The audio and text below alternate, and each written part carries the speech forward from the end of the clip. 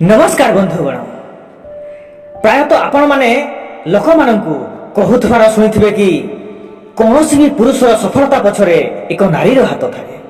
यह पूरापूरी सत्य अटे। महिला घर परिवार ध्यान रखि थांती, जहा द्वारा पुरुष माने निज क्यारियर उपरे ध्यान दे पारंती। एमितिरे यह बिल्कुल सत अटे कि गोटिए महिला यदि चाहिबो तेबे से घर को स्वर्ग कर दे पारे एवं से चाहिए घर को नरक मध्य कर दे पारे।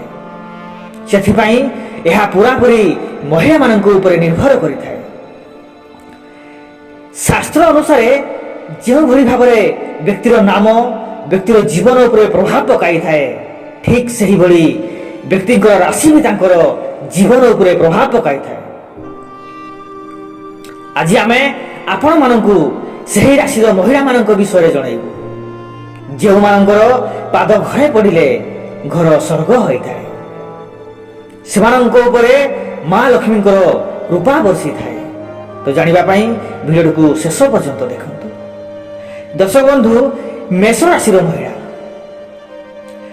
बहुत अधिक बुद्धिमान अटंती। जो घरे एही राशि महिला माने थांती से घरे कौनसी भी जिनिसर असुविधा होई न थाए। एही राशिर महिला माने गुरुजन मानकर सम्मान करिथांती एवं घर परिवार विशेष ध्यान रखि थांती। निजर स्वभाव द्वारा समस्त हृदय जीति नियंती। कर्कट राशिर महिला माने बहुत बुद्धि होई थांती। कम टंकारे भी घर को बहुत भल भाबरे मैनेज करि नियंती। निजर बुद्धिमत्ता द्वारा एमाने सबुबले निजर भविष्य सुरक्षित रखि थांती।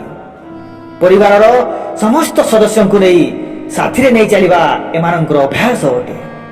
एमितिरे एही राशिर महिला माने घर को स्वर्ग कर दियंती। बिछा राशिर महिला मानकर स्वामी बहुत भल भाग्यशाली। एमानकर पाद घरे पड़िबा परे स्वामींकर भाग्य बदली जाई थाए। एमाने आसीबा द्वारा ससुर घर भी भाग्य बदली थाए, कारण एमाने भाग्य रे धनी होई थांती।